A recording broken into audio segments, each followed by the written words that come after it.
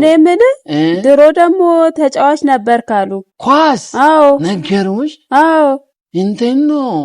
እንዳምኔ ኳስ ሲታለል ራሱ በአይን ማየት ራሱ ከብዳቸዋል ኧረ እባክህ እንደዚህ ጥምም ማረገውና እሺ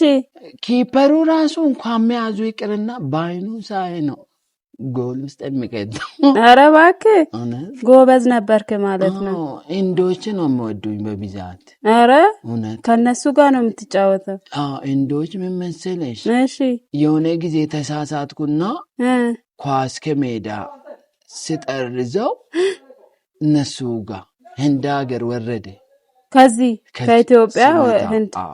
ድንገት ነው ተናደድኩና መታው እሺ ከዛ ኳሱ ጠፋ ተባልንና